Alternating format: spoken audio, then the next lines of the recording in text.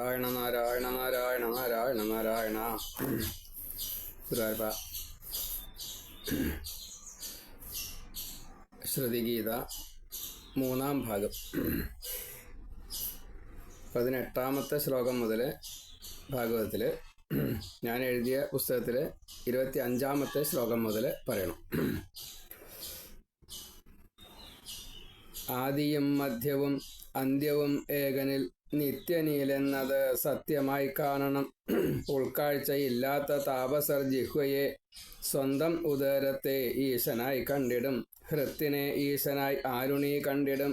കയ്യിൽ ഇന്ദ്രൻ, കാലിൽ വിഷ്ണു എന്നിങ്ങനെ പിന്നീടു ചിത്തസ്ഥനെ ഇവർ കണ്ടിടും. ഒപ്പം സഹസ്രശിരസാം വിരാട്ടിനെ പിന്നീട് മൃത്യുവും ജന്മവുമില്ലാത്ത വൈകുണ്ഠമെത്തിടും. ജീവൻ സ്വതന്ത്രനായി ഹേതുവുണ്ടാക്കി ഭവാൻ പല യോനിയിൽ ഇച്ഛാസ്വരൂപനായി ചെയ്യുന്ന അനുഗ്രഹം. ജ്ഞാനം നേടിയതായിട്ടുള്ള, അന്നേരം ജ്ഞാനത്തിൻ്റെ കാര്യങ്ങളാണ് നമ്മൾ പറഞ്ഞത്. ജ്ഞാനം നേടിയതായിട്ടുള്ള ഋഷികൾ യഥാർത്ഥത്തിലുള്ള ജ്ഞാനമാണ് നേടിയത് എങ്കിൽ വൈകുണ്ഠത്തിലെത്തും. വേണ്ട രീതിയിലുള്ള ജ്ഞാനമല്ല നേടിയതെങ്കിലോ അവർ ഈ വയറിൻ്റെ ഭാഗം സുഖമായിട്ട് കണക്കാക്കുന്ന രണ്ട് കാര്യമുണ്ട്. അത്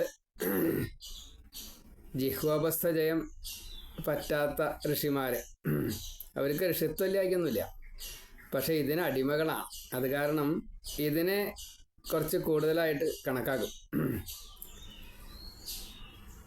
സ്ത്രീ സുഖവും അതേപോലെ തന്നെ ആഹാരവും. ഇവിടെ ഇപ്പോൾ ആഹാരമാണ് കൂടുതൽ പറഞ്ഞിരിക്കുന്നത്. എന്നാലും അത് ഈശ്വരനാണ് എന്ന് ഭഗവാൻ പറഞ്ഞിട്ടുണ്ട്. അഹം വൈശ്വാനരോ ഭൂത്വ പ്രാണിന ദേഹമാസിത പ്രാണാപാന സമായുക്ത പചാമ്യന്നം ചതുർവിധം. ആ വൈശ്വാനരാഗ്നി ജഠരാഗ്നി ഭഗവാൻ തന്നെയാണ് എന്ന് ഭഗവാൻ തന്നെ പറഞ്ഞിട്ടുണ്ട്. യഥാർത്ഥത്തിലുള്ള ജ്ഞാനിയാണെങ്കിൽ ഈ ജഠരാഗ്നി ദേവനാണ് 100 കൊല്ലം നമുക്ക് ഈ ശരീരത്തെ സൂക്ഷിക്കാൻ, സംരക്ഷിക്കാൻ സഹായിക്കുന്നത് എന്ന് മനസ്സിലാക്കും. രുചിപ്രധാനമായിട്ടുള്ള ആഹാരത്തിന് പ്രാധാന്യം കൊടുക്കാതെ കണ്ട് ആ ഈശ്വരനെ വേണമെങ്കിൽ ബ്രഹ്മാവസ്ഥയിൽ തന്നെ കാണാം. അത് എങ്ങനെ കാണണോ എന്നുള്ളത് അവരവർ നിശ്ചയിക്കുക. ഭഗവാൻ പല യോനികളിൽ പലതായിട്ട് അവതരിച്ച് സ്വേച്ഛോപാത്ത വപുവായിട്ട് വരും, ഭക്തന്മാരെ അനുഗ്രഹിക്കും. ഇതൊക്കെ ശരിയാ. പക്ഷേ ജിഹ്വാപസ്ഥ ജയം കിട്ടാത്ത ഒരാൾക്ക് മുക്തി എളുപ്പമല്ല. ഈ വൈശ്വാനരനെ ശരിക്കും അറിയുമെങ്കിൽ മുക്തി കിട്ടുകയും ചെയ്യും. വൈശ്വാനരനെ അറിയാത്തവരെ അവിടെ കുടുങ്ങിപ്പോവുകയും ചെയ്യും. വേണ്ടത് മാത്രം സ്വീകരിക്കുക എന്നൊരു ഭാവത്തിൽ വൈശ്വാനരനെ സംതൃപ്തിയാക്കിയാലാണ് 100 കൊല്ലം സുഖമായിട്ട് ജീവിക്കാൻ സാധിക്കുള്ളൂ. രോഗാദികൾ വരാതെ കണ്ട്, സ്വസ്ഥത നഷ്ടപ്പെടാതെ കണ്ട്, ദേഹവും മനസ്സും സാത്വിക ഭാവത്തിൽ ഇരിക്കുക എന്നത് ഈ വൈശ്വാനരാഗ്നി സഹായിച്ചില്ലാച്ചാൽ പറ്റില്ല. സാക്ഷിഭാവത്തിൽ ഭഗവാൻ ഇരിക്കുന്നുണ്ട്, അത് ഹൃദയത്തിൽ.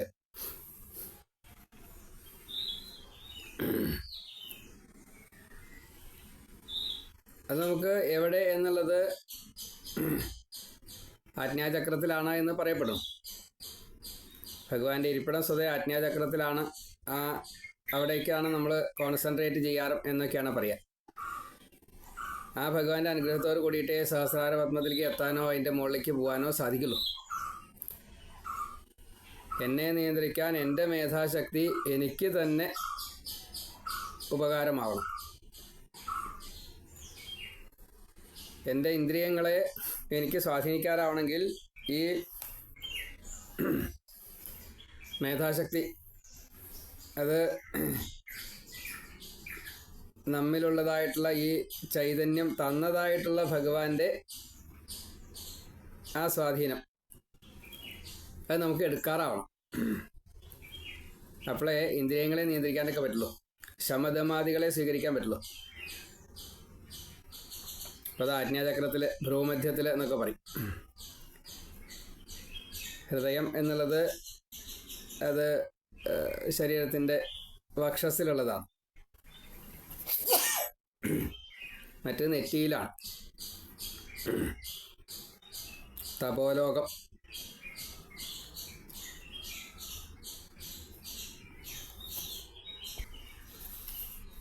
ഈ അമാനുഷിക ഭാവം പ്രകടിപ്പിക്കുന്ന മനുഷ്യന്മാരൊക്കെ ഭഗവാനാൽ അനുഗ്രഹീതനാണ്. അതേപോലെ ഭഗവാന്റെ ഈ ഭക്തനോടുള്ള വാത്സല്യം, ഭക്തൻ പറഞ്ഞതൊക്കെ ഭഗവാൻ കേൾക്കും എന്നുള്ളൊരു ഭാവത്തിലാണ്. അതൊക്കെ ഇങ്ങനെയാണ് കിട്ടണമെന്നാണ് പറയണം. അമാനുഷിക ഭാവം പ്രകടിപ്പിക്കുന്ന പലരുണ്ട്. അവരൊക്കെ ആ ഭക്തൻ ഈശ്വരനെ സ്വാധീനിച്ചിരിക്കുന്നു. ആ ഭക്തൻ പറഞ്ഞത് ഈശ്വരൻ ചെയ്യും. അപ്പോൾ ആ ദേഹമല്ല അത് ചെയ്യണത്, ഈ ഈശ്വരനാണ്. അത് രണ്ടും ഒന്നാണ് എന്നുള്ള സങ്കല്പത്തിൽ എത്തിയാൽ മാത്രമേ അങ്ങനെയൊക്കെ ചെയ്യാൻ സാധിക്കുള്ളൂ. ത്രികാലജ്ഞാനം ഉണ്ടാവലൊക്കെ അതിൽ പെട്ടതാ. 23 സിദ്ധികളൊക്കെ അതിൽ പെട്ടതാ. അതിലേതെങ്കിലും ചിലത് ദൈഹികമായിട്ട് ദേഹപരമായിട്ട് ഒരു സിദ്ധി കിട്ടിച്ചാൽ അത് ഏറ്റവും ചെറുത് എന്നേ കണക്കാക്കാൻ പറ്റൂ. അതല്ലാതെ കൊണ്ട് തന്നെ സിദ്ധികൾ വലിയ വലിയ സിദ്ധികളുണ്ട്. അത് ഈശ്വരൻ നമുക്ക് സ്വാധീനനായി എന്ന് ഒരു ഭാവം എത്തിയാൽ മാത്രമേ അങ്ങനെയൊക്കെ ചെയ്യാൻ സാധിക്കുള്ളൂ. അത് ഇവിടെ പ്രയോഗിക്കാനല്ല. നമ്മൾ ഈ ശരീരത്തെ ജീവൻ ഉപേക്ഷിക്കുമ്പോൾ ഈ തപോലോകം കഴിഞ്ഞിട്ട് സത്യലോകത്തിലൂടെ വൈകുണ്ഠത്തിലേക്ക് എത്താൻ വേണ്ടിയിട്ടാണ്. അപ്പോൾ ഈ സുഖാദികളൊന്നും സ്വീകരിക്കില്ല എന്ന് സാരം. ജ്ഞാനത്തിൻ്റെ മുകളിൽ കിടന്ന് കെട്ടിമറിയില്ല. മുനിലോകത്തിൽ കിടന്നിട്ടേ അതിനെ മനനം ചെയ്ത് എന്നിട്ട് അതിങ്ങനെ വീണ്ടും വീണ്ടും അതൊന്നും ചെയ്യില്ല. അവസാനം എങ്ങനെയാ വെച്ചാൽ നാമത്തിൽ മാത്രം, അതും ഓങ്കാരത്തിൽ മാത്രം ഇങ്ങനെയൊക്കെയാവും. ചുരുങ്ങി ചുരുങ്ങി ചുരുങ്ങി വരിക ചെയ്യുക. വിശാലമാക്കിയിട്ട് നല്ലോണം പഠിച്ചതിൻ്റെ ശേഷം അതിൻ്റെ മനന നിധിധ്യാസാദികളെ കഴിഞ്ഞതിൻ്റെ ശേഷം അത് മുഴുവൻ ഉപേക്ഷിച്ചു കൊണ്ട് ഓങ്കാരത്തിൽ മാത്രം എത്തിയിട്ട് അതും ഉപേക്ഷിച്ച് വൈകുണ്ഠത്തിലേക്ക് എത്തണം. വൈകുണ്ഠനിലേക്കും എത്തണം. വൈകുണ്ഠത്തിലെത്തിയാൽ പോരാ, ഭഗവാങ്കൽ ലയിക്കണം. അപ്പം ഇതൊക്കെ ഇങ്ങനെ പറയാനേ നമുക്ക് പറ്റുള്ളൂ. ഇങ്ങനെയൊക്കെ ഉണ്ടെന്നുള്ള അറിയിക്കാം, അത്രേ പറ്റുള്ളൂ. മേധാശക്തിയുടെ ഫലം അതാണ് വരിക. അപ്പോൾ യഥാർത്ഥ ജ്ഞാനി ഇപ്രകാരത്തിൽ വൈകുണ്ഠത്തിലെത്തും. അല്ലാത്തവർ ഇവിടെ തന്നെ ഈ ജയത്തിന് വേണ്ടതൊക്കെ ചെയ്യും, സ്വീകരിക്കുകയും ചെയ്യും. പക്ഷെ ഇഹ സുഖത്തെ അനുഭവിച്ചുകൊണ്ട് ഇവിടെ വിജയിച്ചുകൊണ്ട് വീണ്ടും വീണ്ടും ഇവിടേക്ക് തന്നെ വന്നുകൊണ്ടേയിരിക്കും. അത് സ്വതേ ജന്മനഷ്ട. അപ്പം അങ്ങനെ വേണ്ട എന്നാണ്. പക്ഷേ ഇവരെയൊക്കെ അനുഗ്രഹിക്കാൻ വേണ്ടിയിട്ട് ഭഗവാൻ അവതാരം സ്വീകരിച്ച് രക്ഷിക്കുകയും ചെയ്യും. ഭക്തന്മാരുടെ കാര്യമാണ് പറയണത്. അത് എപ്രകാരത്തിലാണ് ഈ ജീവൻ്റെ ചൈതന്യം വരുന്നത്, കാണിക്കുന്നത്, മറ്റുള്ളവരാൽ അറിയുന്നത് എന്നെല്ലാം വിറകിൽ അഗ്നി ഒളിഞ്ഞിരിക്കുന്നത് പോലെ, അത് ആളി കത്തുമ്പോൾ ഉണ്ടാവുന്ന പ്രഭാവം പോലെ വലിപ്പത്തിന് വ്യത്യാസം ഉണ്ടാവും, ചൂടിന് വ്യത്യാസം ഉണ്ടാവും, വെളിച്ചം പകരണതിന് വ്യത്യാസം ഉണ്ടാവും. വിറകിൻ്റെ സ്വഭാവത്തിനനുസരിച്ച് വലിയ ആളി കത്തണ വിറകാണെച്ചാൽ വേഗമാണ് കത്തിപ്പോവും. ചുള്ളലുകളാണെച്ചാൽ വലിയ കൂമ്പാരം ആണെന്ന് കൂട്ടുക, അത് ചുള്ളലാകുമ്പോൾ ആളിയാണ് കത്തും. നല്ല കട്ടിയുള്ള വിറകാണെങ്കിൽ അനവധി നേരം കത്തും, പക്ഷെ ഇത്ര ആളില്ല. എണ്ണയുള്ള മരങ്ങളാണെച്ചാൽ നല്ലോണം ആളി കത്തും. വിറകിൻ്റെ ഷേപ്പിനനുസരിച്ച് അഗ്നിയുടെ രൂപത്തിന് വ്യത്യാസം ഉണ്ടാവും എന്ന് സാരം. നാളങ്ങൾക്ക് വ്യത്യാസം ഉണ്ടാവും. കനൽ കിടക്കുന്നത് ചൊല്ലിക്കൊമ്പാണെച്ചാൽ ഭസ്മമായിട്ട് മാറും. പുളിവിറകൊക്കെ ആണെങ്കിൽ അനവധി നേരം നിൽക്കും. അത് ചിരട്ട, പുളിവിറക് ഇങ്ങനെയൊക്കെ ഉണ്ടല്ലോ, അനവധി നേരം നിൽക്കും അതിൻ്റെ സ്വഭാവത്തിനനുസരിച്ച്. അതാണ് ഇനി പറയണത്. ദാരുഗുണം രൂപം കൊണ്ടു തീ മാറുമ്പോൾ ഏറി കുറഞ്ഞും പ്രഭാവത്തെ കാട്ടിടും മുഗുണബദ്ധനായി ചെയ്യുന്ന കർമ്മവും കാണുന്നു സൂരികൾ ശുദ്ധസത്വം സദാ. സ്വീകരിക്കും വപു തന്നിലും ശ്രീഹരി, ഉള്ളിൽ പുറത്തും സ്വശക്തി കാട്ടും സ്ഥിരം. മൂഢർക്കറിയില്ല ജ്ഞാനികൾ കണ്ടിടും, ബ്രഹ്മതത്വം കൂലി വാങ്ങാത്ത കർമ്മികൾ. ബ്രഹ്മാംശം കൊണ്ട് ജനിപ്പിച്ച പാരിതിൽ, ബ്രഹ്മാംശമാം ജീവൻ ദേഹസംബന്ധിയായി. വേദോക്ത കർമ്മം സമർപ്പിക്കും തത്ഫലം, ഈശന്റെ തൃക്കാൽക്കൽ സംസാരം താണ്ടുവാൻ. യഥാർത്ഥത്തിലുള്ള ഭക്തൻ അങ്ങനെയാണ്. ഭഗവാനാൽ നിർമ്മിക്കപ്പെട്ടിട്ടുള്ള അനവധി തരത്തിൽപ്പെട്ട ശരീരങ്ങൾ, അതൊക്കെ കാരണസ്വരൂപേണയാണ്. വളരെ മുമ്പ് തന്നെ ഈ ജീവൻ അതിലേക്ക് പ്രവേശിപ്പിക്കുന്നു. എന്നാലോ ഭഗവാൻ അതിലില്ലേ, ഉണ്ട്. പ്രവേശിതനായിട്ടും അപ്രവേശിതനായിട്ടും കാണപ്പെടുന്നു എന്നാണ്. പ്രവേശമുള്ളവൻ എന്ന് നമുക്ക് തോന്നിക്കുന്ന രീതിയിൽ ഭഗവാൻ അവിടെ ഒപ്പുണ്ടാവും ചെയ്യും. അതാണ് ചൈതന്യം, ചേതന. അപ്പം നമുക്ക് ജീവൻ ഉണ്ടല്ലോ, നമുക്ക് ചൈതന്യം ഉണ്ടാവുകൊണ്ടാണ് നമ്മൾ ജീവിച്ചിരിക്കണം. അത് ഭഗവാന്റെ സാന്നിധ്യമാണ്. അത് ഏറിയും കുറഞ്ഞും ഇരിക്കും ഈ പ്രഭാവങ്ങൾ. അത് ഭഗവാന്റെ അനുഗ്രഹത്തിനനുസരിച്ചാണ്. തേജസ് അതിൽ ചേർക്കുന്നതിനനുസരിച്ചാണ്. അപ്പം നമ്മളതിന് ഉദാഹരണമായിട്ട് പറയുമ്പോൾ എളുപ്പമുണ്ട്. കളറ്, ഇപ്പോൾ ചുവപ്പ് കളറ് ചേർക്കുകയാണെന്ന് കൂട്ടുക, രജോ ഗുണമാണ്.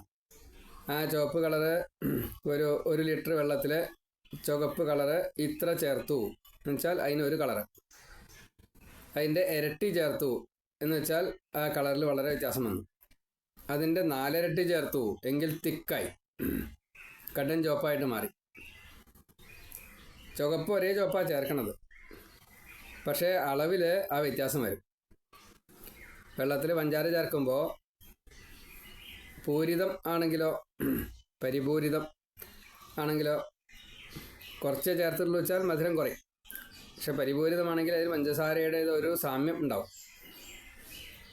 അപ്പം അങ്ങനെ ഭഗവാൻ ഇതിൽ പ്രകാശിക്കുകയാണ്. അതായത് ഭഗവാനാണ് നമ്മെ കൊണ്ട് പ്രകാശിപ്പിക്കുന്നത് എന്ന് സാരം. നമുക്കൊന്നും റോളില്ല. ഇത് മുഴുവൻ കൺട്രോൾ ഭഗവാനാണ്.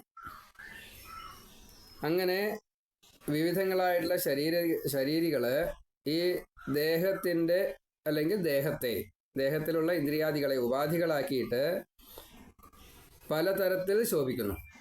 ഓരോരുത്തർക്ക് ഓരോരോ ഇന്ദ്രിയങ്ങൾ കൂടുതലായിട്ട് പ്രവർത്തിപ്പിക്കാൻ കഴിയും. കൈകൊണ്ട് കൂടുതൽ, കാലുകൊണ്ട് കൂടുതൽ. ഇപ്പോൾ ഈ കളികൾ കണ്ടല്ലോ, ചിലതൊക്കെ കൈ കൊണ്ടാണ്, ചിലത് ബുദ്ധി കൊണ്ടാണ്. ഇപ്പോൾ ചെസ്സൊക്കെ ആണെന്ന് വെച്ചാൽ ബുദ്ധി കൊണ്ടാണ്. പലതുണ്ട്. സ്പോർട്സ് ആയാലും ശരി, അതേപോലെ കായികമായിട്ടുള്ള പല അധ്വാനങ്ങളായാലും ഒക്കെ പഞ്ചേന്ദ്രിയങ്ങളെ കൊണ്ട് ചെയ്യുന്നതുണ്ട്, പഞ്ചകർമ്മേന്ദ്രിയങ്ങളെ കൊണ്ട് ചെയ്യുന്നതുണ്ട്, ദേഹത്തെ കൊണ്ട് മൊത്തം ചെയ്യുന്നതുണ്ട്. അതൊക്കെ ഈ തേജസ് വർദ്ധിക്കാനുള്ള കാരണം സ്വാധീനത്തിൻ്റെ ഫലം, ഭഗവാന്റെ സ്വാധീനത്തിൻ്റെ ഫലം. അത് ദേഹസംബന്ധമായിട്ടും വരാം. അപ്പോൾ അതിൻ്റെ പ്രവർത്തനങ്ങൾ വളരെ കൂടും. ചിലർ നല്ല പ്രഭാഷണം ചെയ്യുന്നത് കാണാം. ചിലർ പ്രഭാഷണമൊക്കെ കേമാവും, പക്ഷേ അതിൽ കണ്ടന്റ് ഉണ്ടാവില്ല.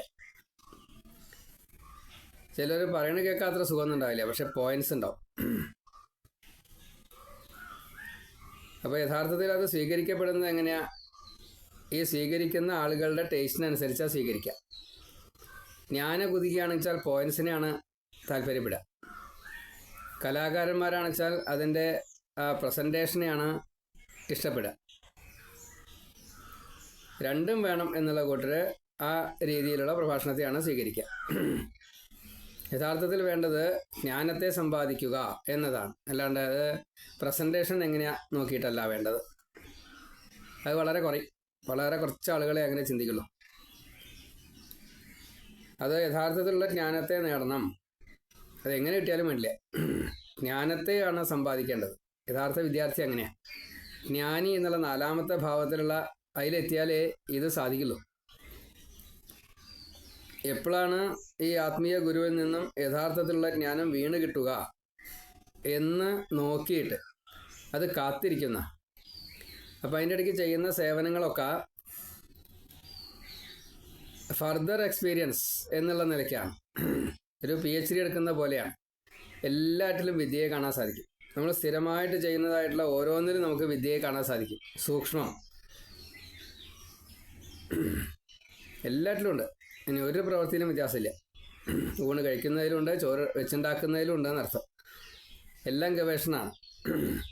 അതെങ്ങനെ ശരീരത്തിനെ ബാധിക്കുന്നു, എങ്ങനെ മനസ്സിനെ ബാധിക്കുന്നു, എങ്ങനെ സ്വാദിനെ ബാധിക്കുന്നു, പലതും ഉണ്ടല്ലോ.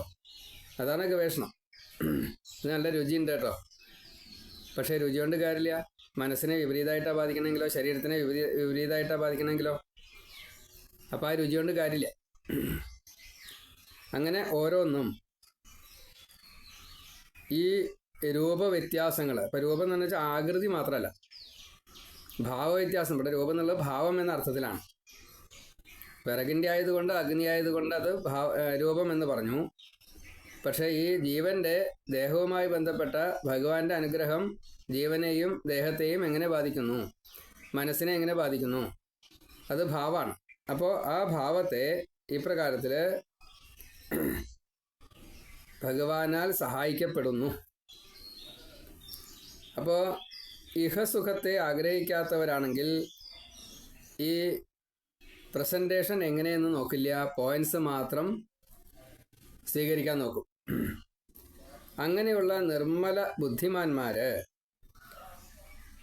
ഏത് ദേഹത്തിലായാലും ശരി അതിലുള്ള ഈശ്വരനെയാണ് കാണുക. അപ്പോൾ അവിടെ വിദ്വേഷാദികളോ കുറ്റപ്പെടുത്തലുകളോ എൻ്റെ താഴെയാണ് എന്നുള്ള തോന്നലോ ഞാൻ അങ്ങനെയില്ല. അങ്ങനെ ഒരു അഹം എന്നുള്ള ബോധമേ ഉണ്ടാവില്ല. അതാണ് യഥാർത്ഥത്തിലുള്ള ബ്രഹ്മസ്വരൂപിയായിട്ട് ഭഗവാനെ ഈ വിരാട്ടിലുള്ള ഓരോന്നും ഭഗവാൻ തന്നെയാണ് എന്ന രീതിയിൽ കണക്കാക്കുന്നു. അപ്പോൾ താൻ ചെയ്യുന്ന ഓരോ കർമ്മവും അത് ബഹുരൂപത്തിൽ കാണുന്നു. കാര്യകാരണങ്ങൾ അതിൻ്റെ അകത്തും പുറത്തും ഒരു മറവും കൂടാതെ കണ്ട് നല്ലോണം മനസ്സിലാക്കാൻ സാധിക്കുന്നു. ഈ ജീവാത്മാവ് എല്ലാ ശക്തികളെയും ധരിക്കുന്നതായിട്ടുള്ള അങ്ങയുടെ അംശമാണ്. അതിങ്ങനെ ഉണ്ടാവുന്നു. ഈ ജീവാത്മാവ് ഭഗവാൻ തന്നെയാണ് ഞാൻ എന്നുള്ള ഭാവത്തിൽ, അഹം ബ്രഹ്മാസ്മി എന്നുള്ള ഭാവത്തിൽ എപ്പോഴും ജീവിക്കുള്ളൂ. ഞാൻ ഈശ്വരനാണ്. പക്ഷേ ഈശ്വരൻ്റെ പ്രവൃത്തികൾ അല്ലെങ്കിൽ ഈശ്വരൻ്റെ പ്രവൃത്തിയില്ല, ഈശ്വരൻ്റേതായിട്ടുള്ള ആ സാർഷ്ടി കഴിവുകളുണ്ട്. അത് ഞാൻ പ്രകടിപ്പിക്കാറില്ല. ഈ ബുദ്ധിമാൻ, ഞാൻ ഈശ്വരനാണ് എന്ന് പറയുന്നതായിട്ടുള്ള ബുദ്ധിമാൻ ഈശ്വരൻ പ്രവർത്തിക്കുന്നത് അത് സ്വയം ഏറ്റെടുത്ത് ചെയ്യാറില്ല. എന്നാൽ ഞാനത് ചെയ്തോളാം കേട്ടോ, പേടിക്കണ്ട, അത് പറയാറില്ല. എന്നെ കൊണ്ടത് ചെയ്യിച്ചു വെച്ചാലോ, ആയിക്കോട്ടെ, അത്രയേ ഉള്ളൂ. ഇത് രണ്ടും വേർതിരിച്ചറിയും. അപ്പോൾ ഈ ഭൂമിയിൽ നിന്നും കിട്ടിയതായിട്ടുള്ള മുഴുവൻ വേദം തൊട്ടുള്ള സകല അറിവുകളും ഭക്തന്മാരുടെ സങ്കടത്തെ ഇല്ലാണ്ടാക്കാൻ വേണ്ടിയിട്ട് ഭഗവാനാൽ എന്നെ കൊണ്ട് ചെയ്യിക്കുന്നു എന്ന രൂപത്തിൽ ഭഗവത് ആശ്രിതനായിട്ട് ഭഗവാന്റെ പാദത്തെ ആശ്രയിക്കുന്ന ഭാവത്തിൽ, ഭഗവാന് സമർപ്പിക്കുക എന്ന ഭാവത്തിൽ ആവശ്യക്കാരൻ്റെ ദുഃഖത്തെ ഇല്ലാണ്ടാക്കി കൊടുക്കണു. അതൊരു മുക്തിമാർഗത്തിലേക്കുള്ള ഉപാസനയാണ്. പരോപകാരം, അന്യോപകാരം, ഈശ്വര സേവയാണ്. അത് ഗുരുവിനാവാം, ദീനർക്കാവാം, സ്ത്രീകൾക്കാവാം, കുട്ടികൾക്കാവാം. അതേപോലെ ഇപ്പോൾ നമ്മൾ കാട് മുഴുവൻ നശിച്ചു, കാട് വെച്ച് പിടിപ്പിച്ചു, നദി മുഴുവൻ തൂർന്നു, ആ നദി മണ്ണെടുത്തുകൊണ്ട് ഒഴുകാറായി. ഓരോന്നിൻ്റെയും ഒരു സന്തുലിത അവസ്ഥയുണ്ട്. അതിനെ നിലനിർത്തുക, അത് ഈ ബുദ്ധിമാൻ ചെയ്യുന്നതാണ്. ഈശ്വര പ്രേരണ, ഈശ്വരന് വേണ്ടിയിട്ട് സമർപ്പിക്കുകയാണ് തൻ്റെ പ്രവർത്തനം മുഴുവൻ. അങ്ങനെ ആർക്കും അറിയപ്പെടാൻ കഴിയാത്തതായിട്ടുള്ള ഈ ഭഗവാന്റെ ഈ തത്വത്തെ ഭക്തന്മാരെ അറിയിക്കുന്നതായിട്ടുള്ള ഭഗവാന്റെ ഈ ഒരു കാരുണ്യം, ഈ ഒരു സ്വഭാവം, ഭഗവാന്റെ സ്വഭാവം, അത് സ്വീകരിക്കുമ്പോൾ ഒരു പക്ഷേ ഭഗവാൻ തന്നെ അവതാര പുരുഷനായിട്ട് വന്ന്, ഭഗവാൻ മാത്രമല്ല ശ്രീരാമനും ഹനുമാനും കൂടിയിട്ട് ചെയ്യുന്ന ലീലകൾ, ശ്രീരാമനും സീതയും കൂടിയിട്ട് ചെയ്യുന്ന ലീലകൾ, ശ്രീരാമനും ലക്ഷ്മണനും കൂടിയിട്ട് ചെയ്യുന്ന ലീലകൾ വ്യത്യാസമുണ്ട്. ഏതാ കൂടുതൽ കേമം അങ്ങനെ നമുക്ക് ചിന്തിക്കാൻ പറ്റുമോ? അത് പറ്റില്ല. നേന്ത്രപ്പഴത്തിൻ്റെ എല്ലാ ഭാഗവും ഒരുപോലെ. അപ്പോൾ കർമ്മമാണ് ലക്ഷ്മണൻ,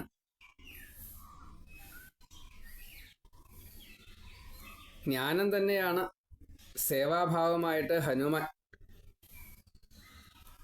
ജ്ഞാനസ്വരൂപം തന്നെയാണ് സീതാദേവി.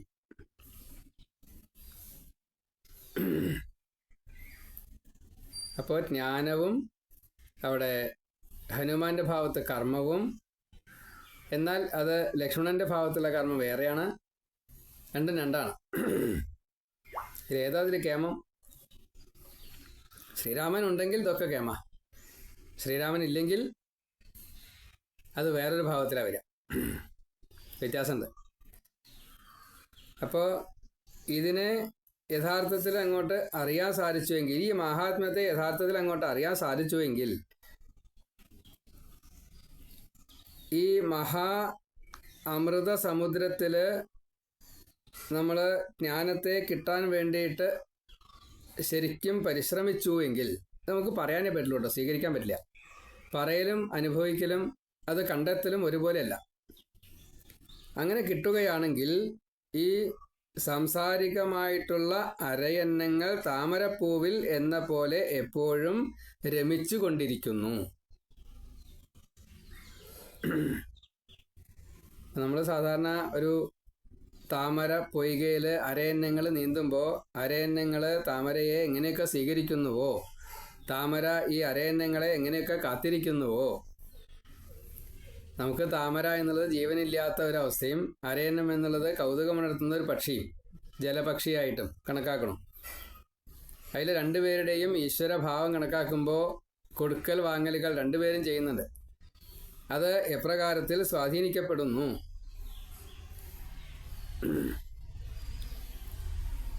ഇതൊരു സംസാരമാണ്. ആ സംസാരത്തിൽ ഇങ്ങനെ അതിൻ്റെ തത്വത്തെ കണ്ടെടുക്കണമെങ്കിൽ, അത് യഥാർത്ഥത്തിൽ അതിൻ്റെ ആ തത്വം കണ്ടെടുക്കാൻ സാധിക്കുകയാണെങ്കിൽ ആ ചേർച്ച അത് മാത്രം മതി എന്നതാണ്. നമുക്കങ്ങനെ ചിന്തിക്കാൻ പോലും സാധിക്കില്ല. നമുക്ക് കുടുംബമുണ്ട്, കുട്ടികളുണ്ട്, ഭാരങ്ങൾ പലതുമുണ്ട്, വീടുണ്ട്, കാറുണ്ട്, ബംഗ്ലാവുണ്ട്, ഒക്കെ ഉണ്ട്. നമ്മളതിൽ ആസക്തരാ. നമ്മുടെ ദേഹം വിശന്നിറങ്ങിയാൽ പ്രശ്നമായി. ഇങ്ങനെ ഓരോന്നും അവിടെ ആ രമിക്കലാണ്. അവിടെ ഒന്ന് ചേതനം, ഒന്ന് അചേതനം. ഈ അചേതനത്തിലും ചേതനമുണ്ട്. താമരയിൽ ചേതനമുണ്ട്. ഈ ചേതനം അരയന്നത്തിൽ അചേതനമുണ്ട്. ജഡവസ്തുവാണ് ആ ശരീരം. അപ്പോൾ അവർ തമ്മിൽ ലയിക്കുന്നു. അതെങ്ങനെ ലയിക്കുന്നു? അപ്പം അതിനെ മനസ്സിലാക്കലാണ് ഈ എളുപ്പമല്ലാത്തത്. അത് മനസ്സിലാവണം. അത് വളരെ പ്രയാസമാണ്. ജ്ഞാനം എന്നുള്ളത് പൂർണ്ണമായിട്ട് കിട്ടുക എന്നുള്ളത് എളുപ്പമല്ല എന്ന് പറയാനുള്ള കാരണം ഇതാണ്.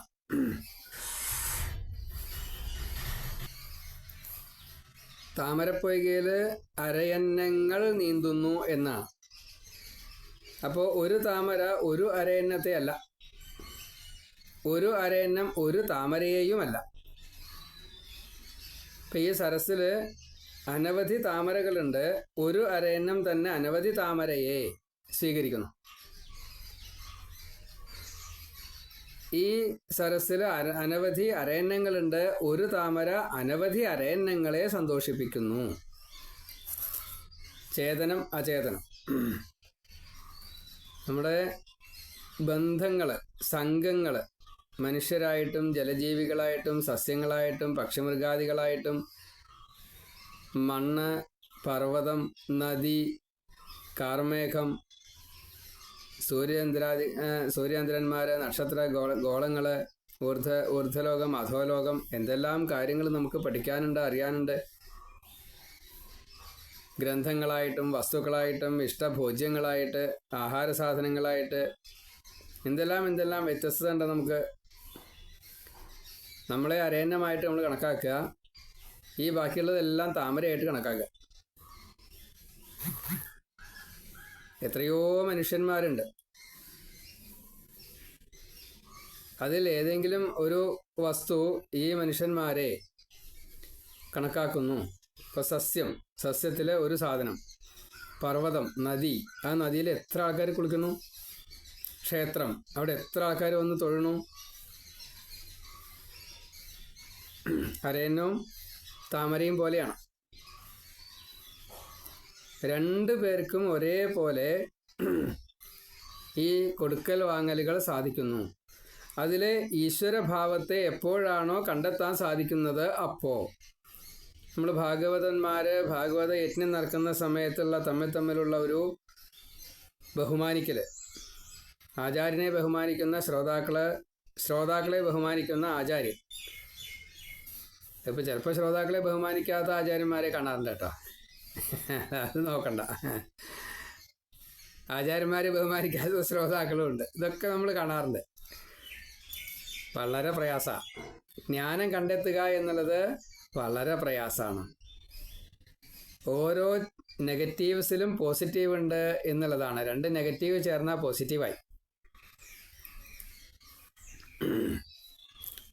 വല്ലാത്തൊരു അത്ഭുതമാണ് നമ്മുടെ ഈ ലോകം. കണ്ണും ചെവിയും തുറന്നിരിക്കൂ, മുഴുവൻ കാണൂ, അനുഭവിക്കൂ, അതിലുള്ള ഈശ്വരഭാവത്തെ അറിയൂ. എന്നെ അധപ്പതിപ്പിക്കാൻ എന്തെങ്കിലും എന്നിലേക്ക് വരുന്നുണ്ടെങ്കിൽ അതിനെ ഉപേക്ഷിക്കൂ.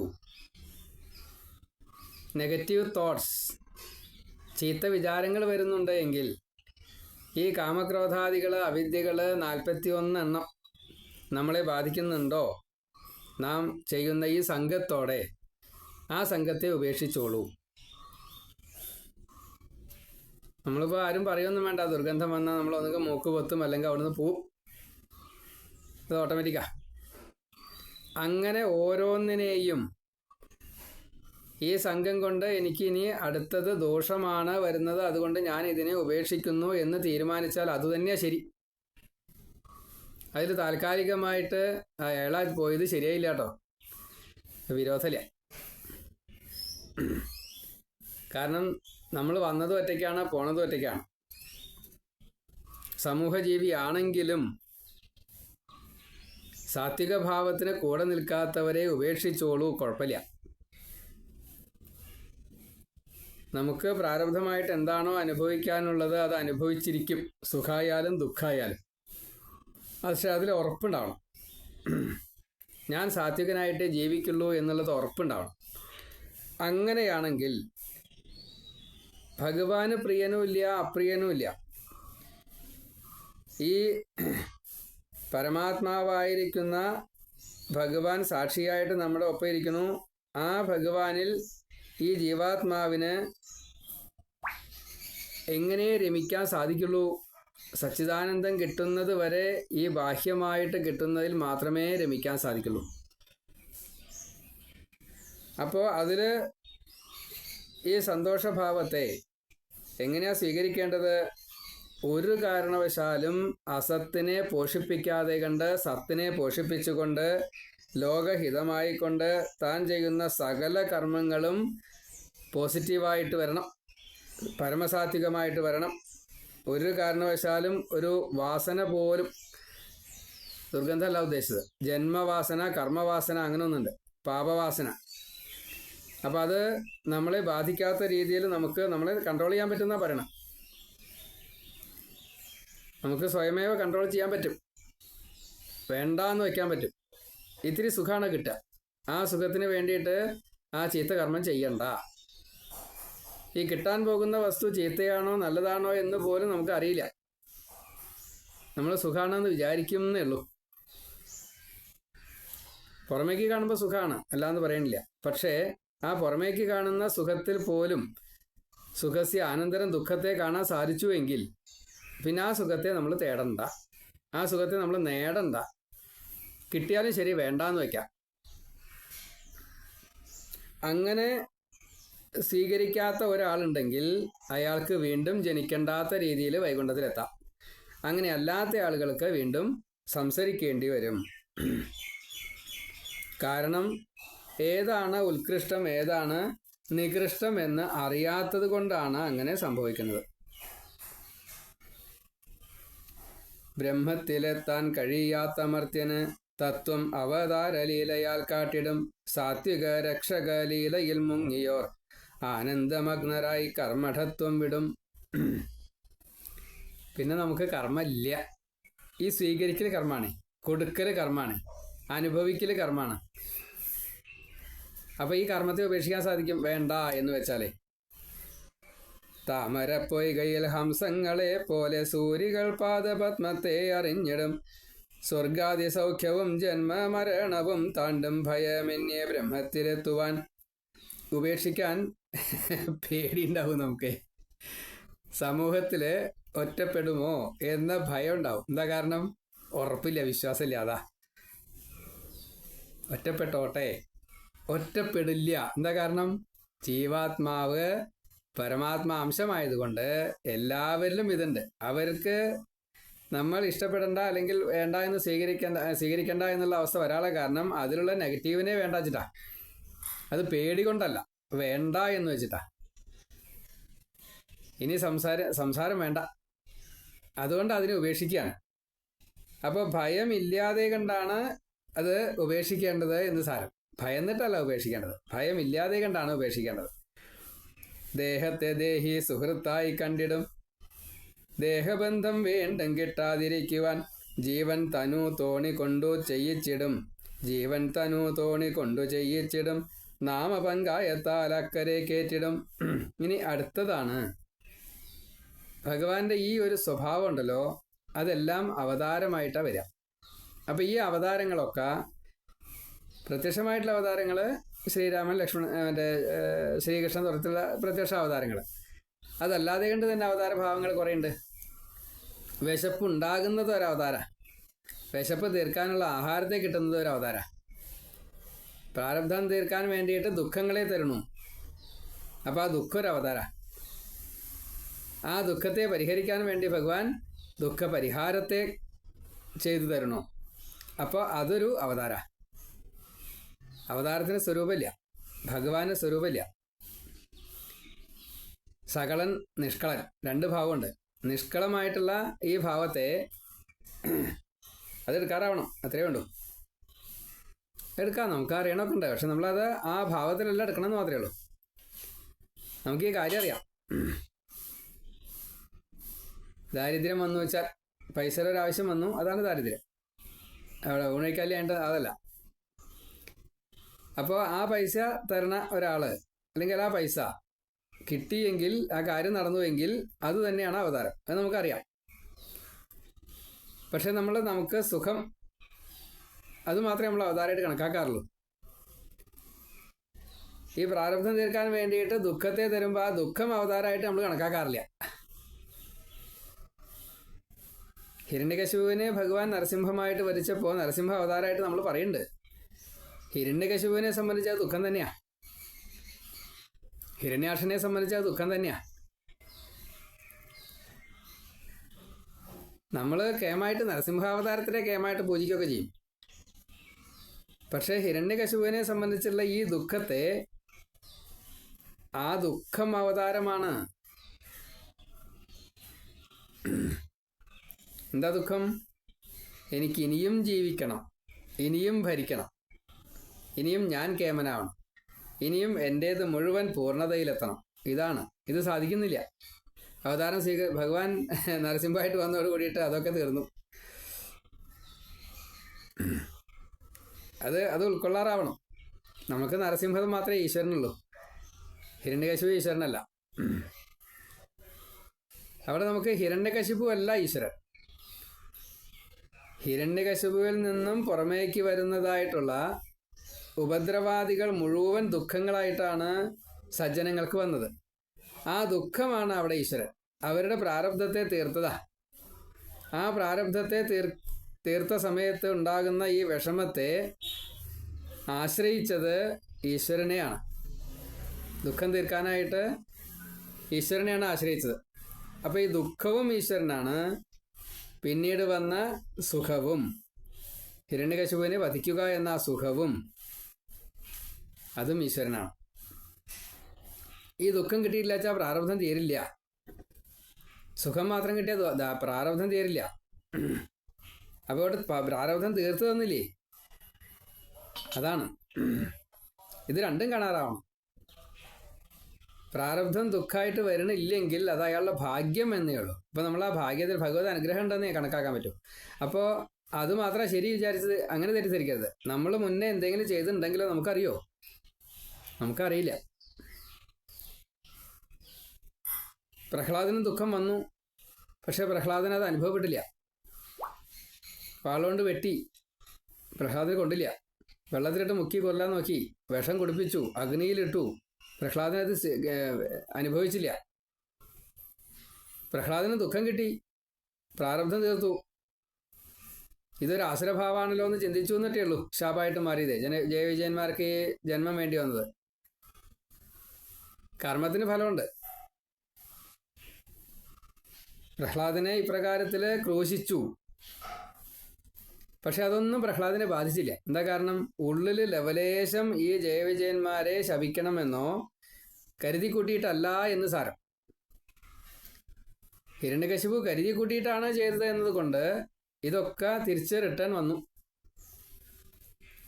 പക്ഷെ പ്രഹ്ലാദന് ഇതൊന്നും വന്നില്ല, വരാതിരുന്നില്ല, വന്നത് അനുഭവിച്ചില്ല എന്നുള്ളതാണ്. എന്താ കാരണം?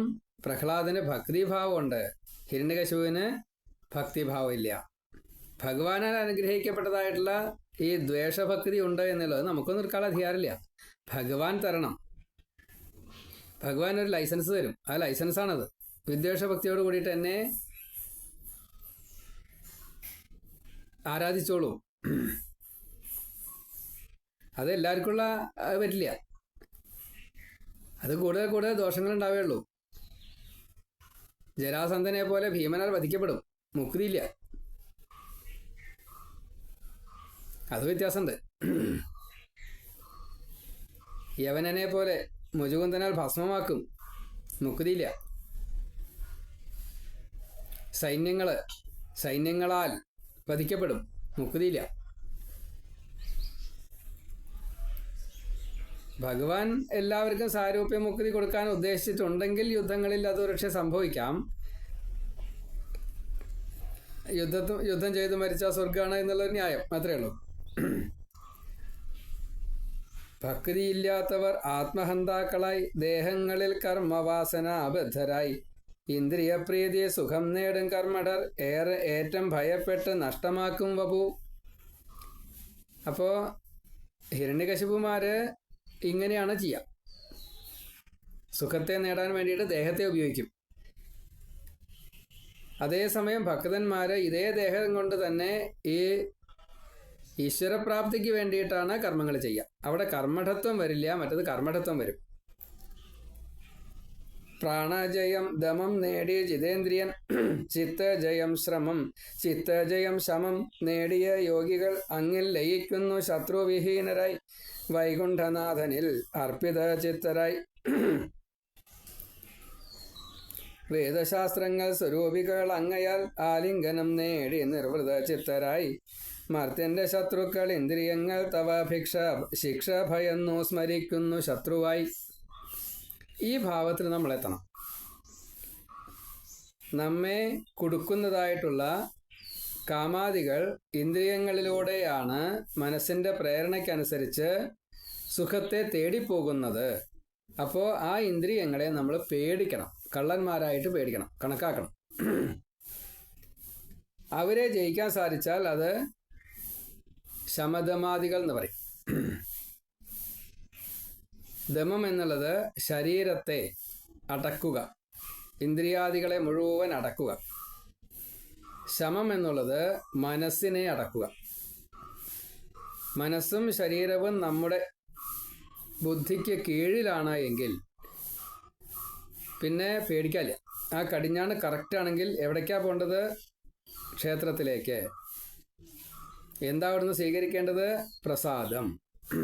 ഇങ്ങനെ സകലതും. അപ്പം എന്തെല്ലാം കാര്യങ്ങളിൽ വന്നു? 10 ഇന്ദ്രിയങ്ങളും ഒരേപോലെ പ്രവർത്തിച്ചു. ക്ഷേത്രത്തിലെത്തലും പ്രസാദം സ്വീകരിക്കണം. അതിൻ്റെ ആ വിധി പോലെ നടക്കുകയാണെങ്കിൽ 10 ഇന്ദ്രിയങ്ങളും പ്രവർത്തന സജ്ജായി. മനസ്സും +1 11. അപ്പോൾ അവിടെ ശത്രുക്കളല്ല. അങ്ങനെ എത്തിക്കണം എന്നാ.